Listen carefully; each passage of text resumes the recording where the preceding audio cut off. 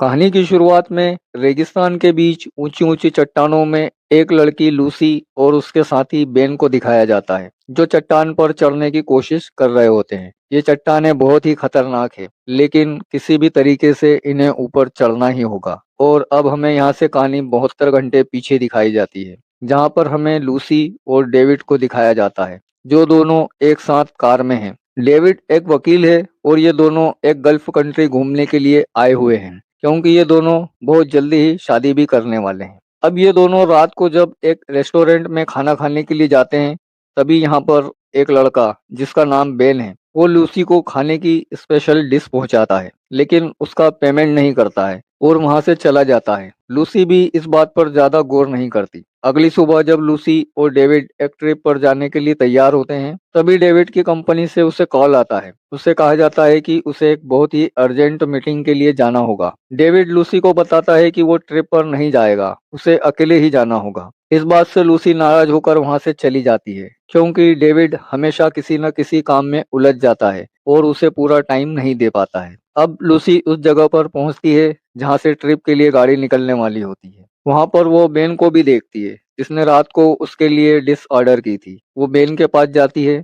Ben उसे बताता है कि वो भी यहाँ इस डेजर्ट में घूमने के लिए आया है। उसे एक ऐसी जगह का पता है जो बहुत ही रोमांचक है। वो लूसी को भी अपने साथ चलने के लिए कहता है, लेकिन लूसी उसे मना कर देती है और ट्रिप वाली गाड़ी में जाकर बैठ जाती है। इस गाड़ी में बहुत सारे टूरिस्ट होते हैं और वो सब के सब बूढ़े होते हैं। इसलिए लूसी के मन में आता है कि क्यों ना बेन के साथ उसकी उस खास जगह पर जाया जाए। अब वो बेन की गाड़ी में आकर बैठ जाती है। बेन उसे ड्राइव करने के लिए कहता है। अब ये दोनों बहुत लंबा सफर तय करने के बाद उस जगह पर पहुंच जाते हैं जिस जगह के बारे में बेन ने बताया था। लूसी देखती है कि यह सच में बहुत खूबसूरत जगह है। यहाँ से डेजर्ट को दूर दूर तक देखा जा सकता है। लूसी को यहाँ आकर बहुत अच्छा लगता है। रात को दोनों वहीं पर रुक जाते हैं।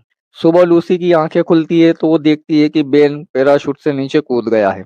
यह देखकर वो घबरा जाती है, क्योंकि अब उसे अकेले नीचे जाना होगा। बेन ने उसके लिए गाड़ी की चाबी और एक नोट छोड़ा था। उस नोट में लिखा रहता है कि जब तक तुम नीचे नहीं आ जाती, तब तक मैं तुम्हारा वहीं पर इंतजार करूंगा। अब लूसी इन खतरनाक चट्टानों से बड़ी मुश्किल से गाड़ी को नीचे लेकर आती है, जहां पर बेन उसका इंतजार कर रहा होता है। लूसी को बेन पर बहुत गुस्सा आता है, क्योंकि उसकी वजह से वो लेट हो गई। इस वक्त तो उसे डेविड के पास जाना था। वहीं अब डेविड को दिखाया जाता है, जो उस टूरिस्ट वाली गाड़ी के पास पहुंचता है। उसे पता चलता है कि लूसी इस गाड़ी में आई ही नहीं।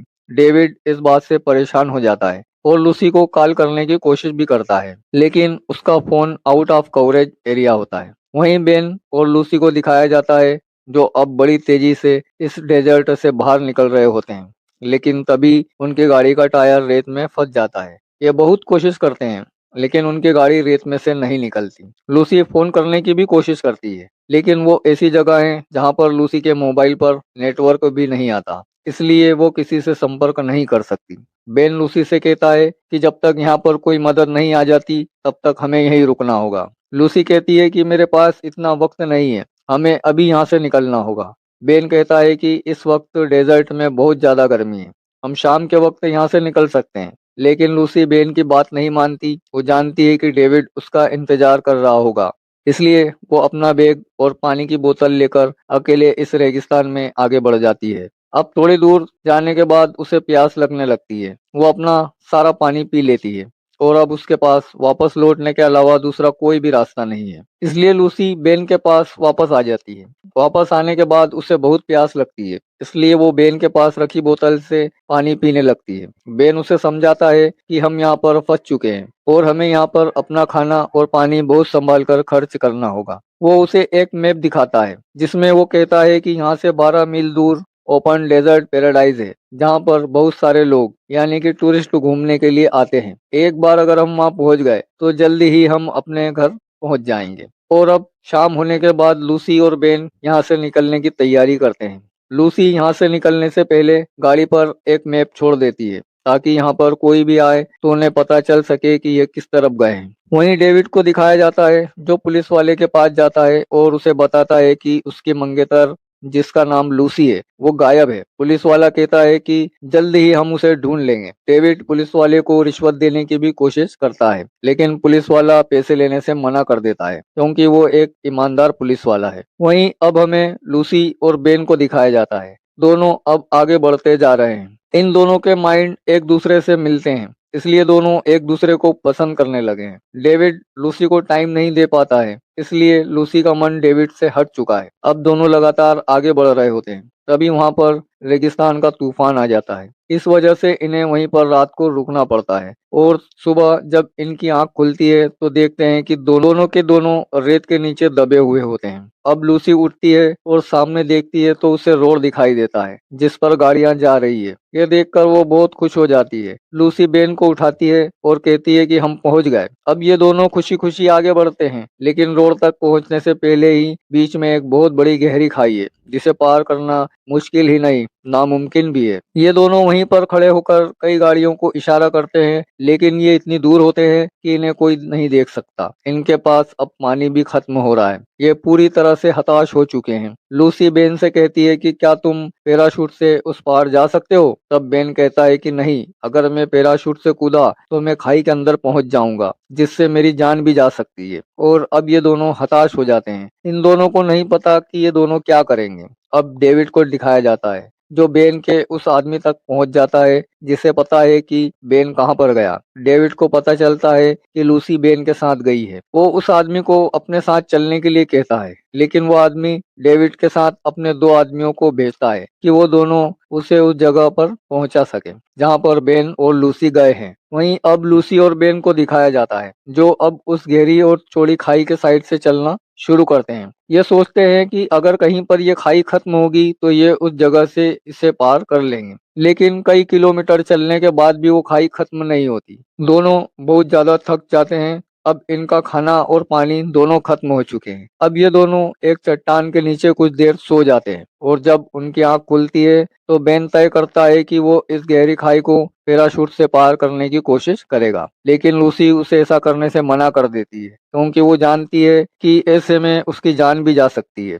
लूसी कहती है क्यों ना हम इन चट्टानों से नीचे जाकर खाई के अंदर जाएं, इसके बाद चट्टानों से ऊपर चढ़कर इस खाई को पार कर लें। ये दोनों तय करते हैं कि ये ऐसा ही करेंगे। इसके बाद ये चट्टानों पर चढ़ना शुरू कर देते हैं और ये वो ही सीन होता है जहाँ से हमारी कहानी शुरू हुई थी। यहाँ पर जब वो चट्टानों से उतर रहे होते हैं तभी लूसी का पैर फिसल जाता है जिससे वो चट्टान के ऊपर ही लटक जाती है। बेन उसकी मदद करने के लिए ऊपर जाता है और लूसी को बचाने में बेन खुद नीचे गिर जाता है। लूसी भी नीचे गिर जाती है। अब लूसी को होश आता है तो वो देखती है कि बेन बहुत बुरी तरह से घायल हो चुका है। अब वो चल भी नहीं सकता। वहीं डेविड को दिखाया जाता है जो उन दोनों आदमियों के साथ उस जगह पहुंच जाता है जहां पर लूसी और बेन की गाड़ी खड़ी है। वहां पहुंचने के बाद डेविड को लूसी का कैमरा मिलता है और जब वो उसमें रिकॉर्ड फुटेज देखता है जिसमें लूसी और बेन दोनों एक दूसरे के साथ बहुत खुश थे। डेविड को लगता है कि लूसी उसे छोड़कर चली गई। वो बेन के साथ खुश है,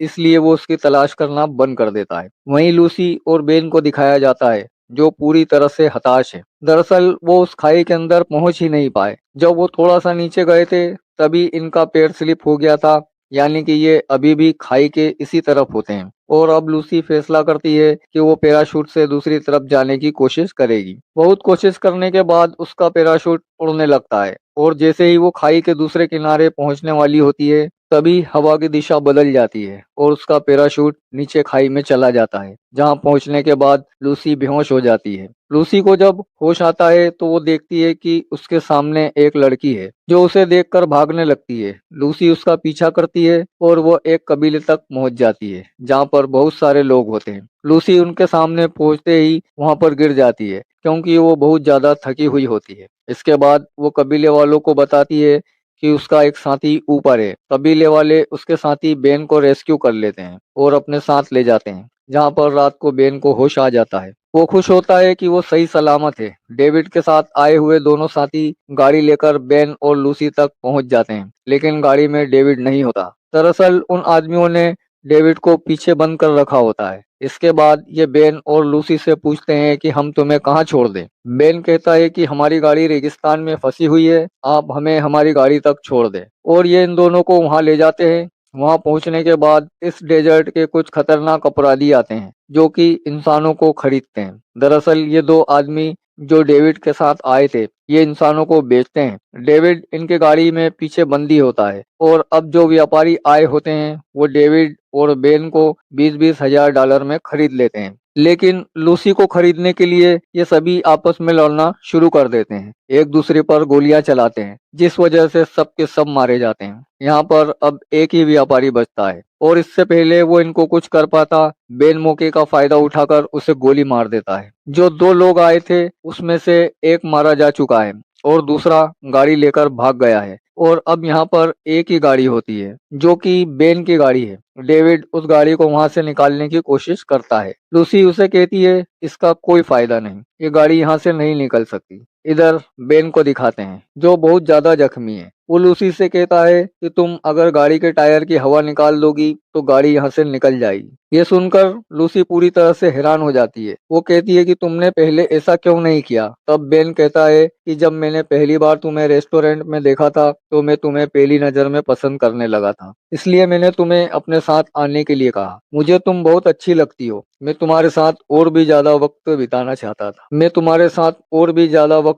चाहता था। इसलिए मैंने तुम्हें नहीं बताया। मैं इस पूरे रेगिस्तान को अच्छे से जानता हूँ, मुझे यहाँ के हर एक रास्ते के बारे में पता है, पर शायद तुम्हारा साथ मेरे लिए ज्यादा जरूरी था। ये सुनकर लूसी को कहीं ना कहीं अच्छा लगता है और अब सबके सब गाड़ी से इस जगह से निकल जाते हैं। जब ये अपने घर की तरफ जा रहे होते हैं, लूसी डेविड को उसकी रिंग जो कि उसने उसे प्रपोज करते वक्त दी थी वो उसे लौटा देती है। जो वक्त उसने बेन के साथ गुजारा, क्योंकि ये वक्त डेविड ने कभी उसे नहीं दिया था। और इसी के साथ फिल्म की ये कहानी यहीं पर खत्म हो जाती है। अगर आपको ये कहानी पसंद आई है तो वीडियो को लाइक करें, अपने दोस्तों में शेयर करें और चैनल को जरूर सब्सक्राइब करें। और अगर आप किसी दूसरी मूवी का हिंदी एक्सप्लेन चाहते हैं तो मुझे उस फिल्म का नाम कमेंट करके जरूर बताना।